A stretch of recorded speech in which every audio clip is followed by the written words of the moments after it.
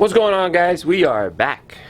Hopefully we're back. It's been a while. It's been a minute since I last uploaded, but you know, we've been doing things here on the background. You hear about that later down the road, but today we're trying to get this stupid black car fixed. Finally, you know, we got the transmission working, but as you can see where those water drops are forming over there, the droplets, that's my that's the transmission. That's the leak the transmission once again has. Actually, no, never had a leak. It just didn't have reverse. Reverse works now, but on the way back, it had that damn leak. And I just haven't had the time to diagnose it. So, I'm going to bring it in, get it done. Hopefully we can do this today. If not, it's probably going to be like a two-part video, but we're going to get started, get the wheels off. You know, get the lug nuts off, get the axle nut off. And this doesn't have your standard SRT bolts. For example, the lug nuts on this are 21s, 21 millimeters. Typically they're 19. And then the axle nut, which I already kind of loosened already, these are 36. And they're typically 32. So I had to go out, buy a 36 axle nut socket.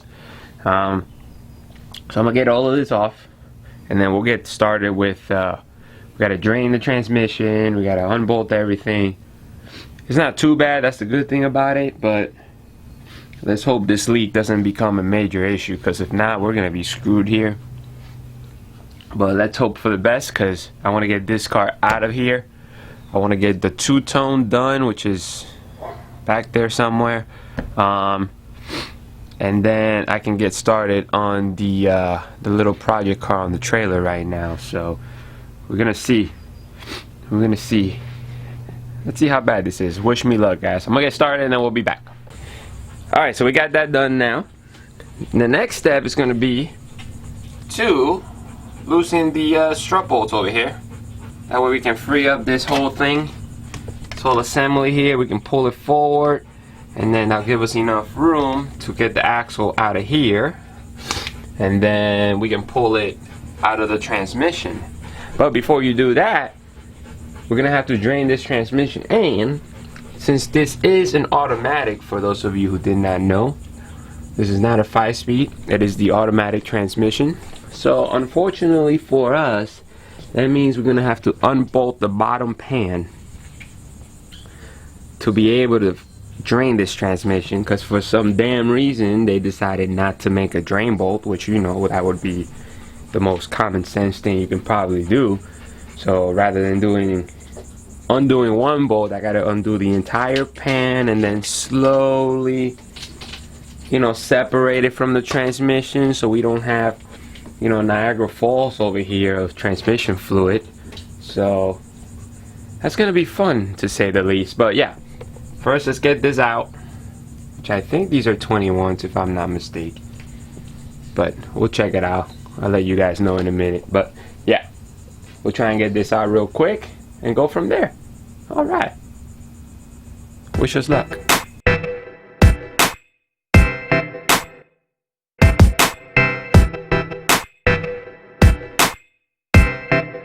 Alright, so far we're making great progress here. I got back, I started wrenching on the car. As you saw in that last clip, I drained the transmission like I said I would.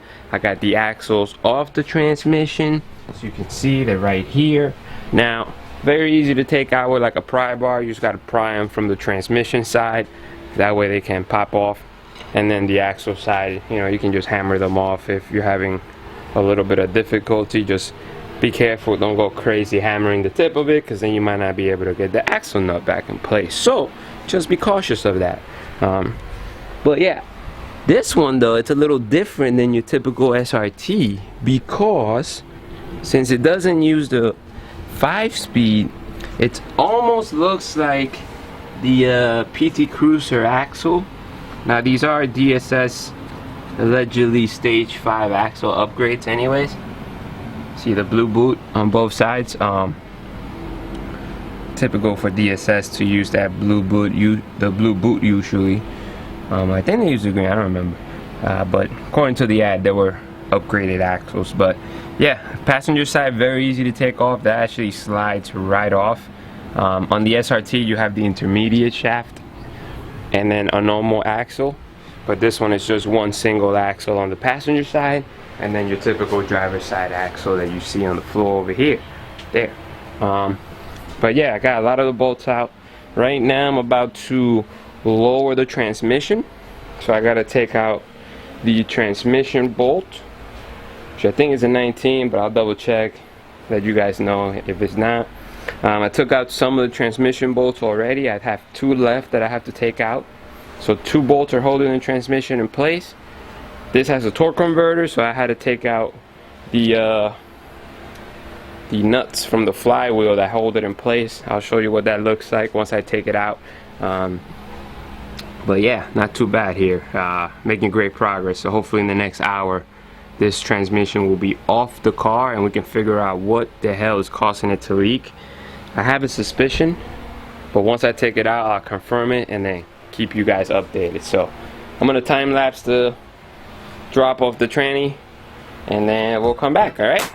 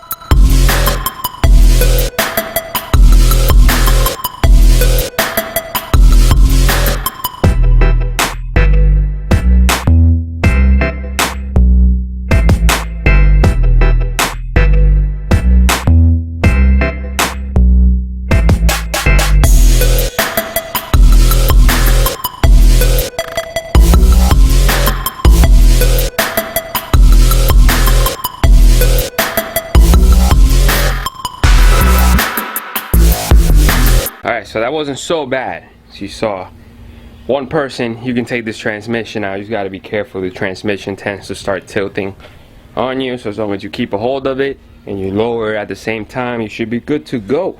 Just go slowly. Remember, go slowly, stop, make sure you look, make sure you didn't forget something, and start pulling stuff you don't want to pull and break more things. But yeah, we got it out. Not too shabby for us. Now, to figure out what our issue is now. So you can see some deposits here of previous fluids. This is our problem, right? This is one of our leaks.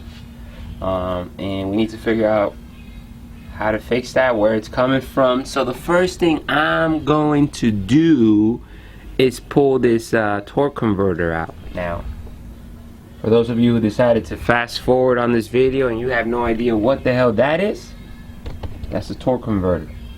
And then you might be wondering, why is there a torque converter on an SRT4? Because it's an automatic transmission. So I gotta pull this out real carefully. It's pretty easy, it should just pop out, and then we can take a look back there. So I'm gonna do that right this second. Alright, so good news is we got the transmission out. The bad news is I gotta figure out where this is coming from. I'm not that knowledgeable of automatic transmissions when it comes to this area of it, but it's definitely leaking from this area. Now the problem is this goes in here, and then there's a seal here also.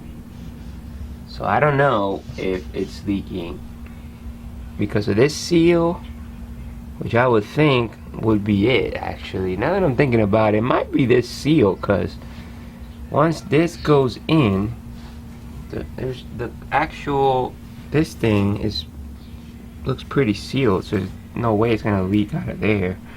And this stuff here is sealed, and this is just like a shaft that goes in there, so it's probably gonna be this lovely seal here. So I might just yank this out and maybe get another one and try that and try and see if I can connect the axles back while it's off the car, fill it up with tranny fluid, like I'll get like ATF4 or something. I just fill her up and then see if it's holding, because like I said before, it was an active leak. I don't know if you guys can see me, man. There we go. So like I said before, it was an active leak, so even if it's standing still, it will leak, you know, little by little. So what I'm thinking is I'm gonna change that outer seal by the shaft over there, and then we'll fill her up while it's off the car, move it around a couple times, you know, a little turn it around, and then hopefully it doesn't leak. And if it doesn't leak, then we're golden, you know. I can slap her back on and we're good, because reverse now works, so we got that fixed. It's just that stupid leak. And then that should give me time. It's perfect actually, because I don't want to rush it, put it back on, and then it leaks again, and then I got to do this entire job all over again. It makes no freaking sense to me. So we'll I think we're gonna call it a day here. It's, you know, starting to get nighttime, but yeah, we'll it's a good spot to stop. I'm gonna actually, the next video, we're gonna take a look behind there. I'm gonna probably reroute some of the oil lines that go to the turbo, into the block, the feed, and the return. Kind of saw a couple of drops of oil in random areas, so I want to kind of investigate, make sure that it's nothing serious, and if I find it, fix it, because I don't want to have an oil leak, especially when I'm going down the track. That's the last thing you want to do is, you know, drip oil on the track. It's not safe for you, not safe for anybody else going down the track. But we'll get it fixed, and then we'll start hitting the track with this one, and let's hope for some good times, guys. Anyways, you guys know what to do, man. I'll see you on the next one. Peace.